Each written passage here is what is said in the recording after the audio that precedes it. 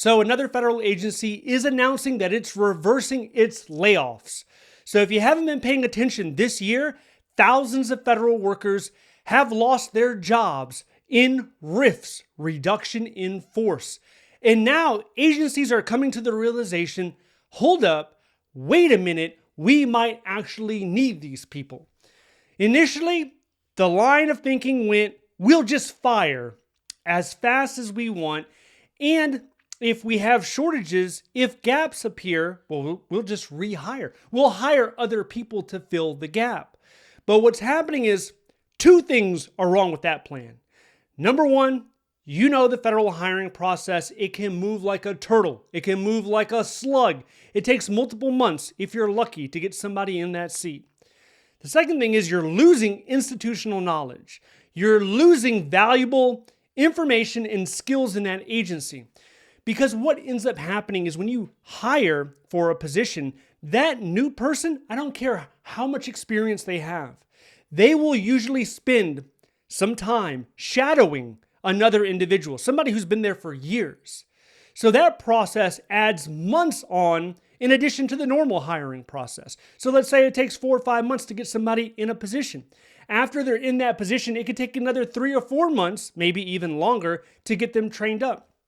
This is something the GSA has recently realized as they're now rescinding 400 layoff notices, 400 RIF notices.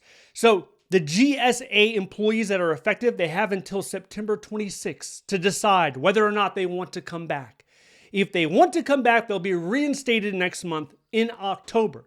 But not everybody wants to come back because people don't like to be treated that way. So some people have already jumped to another job, or they're planning to take a job in the private sector or maybe lower levels of government.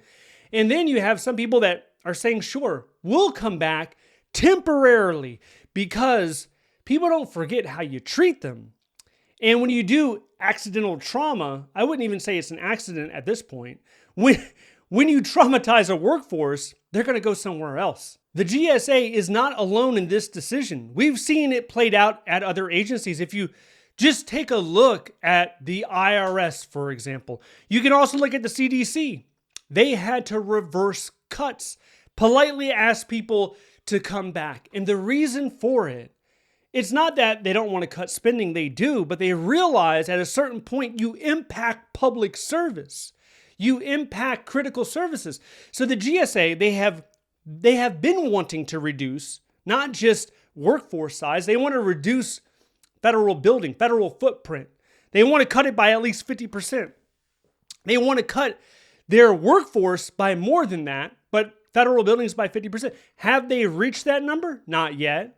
By a lot of estimates, depending on who you talk to, they've reduced it by 20, 25, maybe 30%, but they're not at the 50% number just yet. So they need the employees there for oversight, for property management. It's a requirement. I had the chance to talk to a man who's currently working in the GSA. He wanted to remain anonymous, but the sentiment, the feeling right now in the PBS office is they're glad to have these workers return. Like some of them, not all of them. You're not going to get all 400 back, but you're going to get a certain percentage come back. And it's because of workload. Because just because you cut federal workers, it doesn't mean the workload is cut. The workload is still there. It multiplies depending on how many people you've lost in that office. Another feeling is they wish it never had come to this. And it shouldn't have come to this. They are astounded. They are surprised. I think astounded is a better word. They are astounded that leadership did not plan better when it came to cutting these workers. And I think that's worth focusing on for a little bit because it never had to happen. It did not have to happen this way. And what they're doing is they're going to drop their retention numbers. Because if you think that all the people that are coming back are going to stay, you're probably way off the mark. Another source of frustration is when Doge was caught living in the offices in the building. I'm going to go ahead and put up some pictures right now.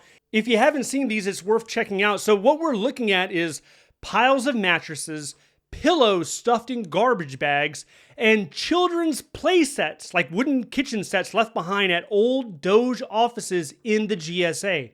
Some GSA employees are claiming that Doge's family members, to include kids, were up there. They were up there living there. Otherwise, why would you have this stuff? If you take a look at this picture of the GSA building, the right vertical wing on the 6th floor next to 18th Street, that's where they were allegedly living.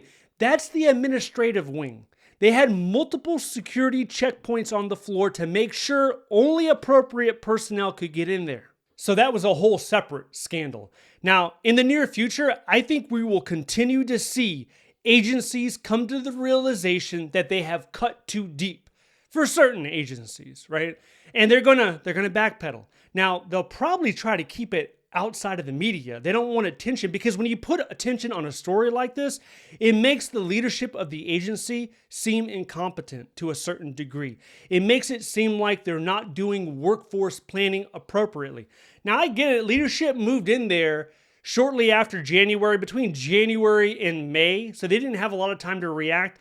But one thing that should have been done is deliberate planning. Now, I'll tell you what, as the DRPs are coming out, because they're still coming out, some agencies are on the 3rd iteration of DRP, Deferred Resignation Program.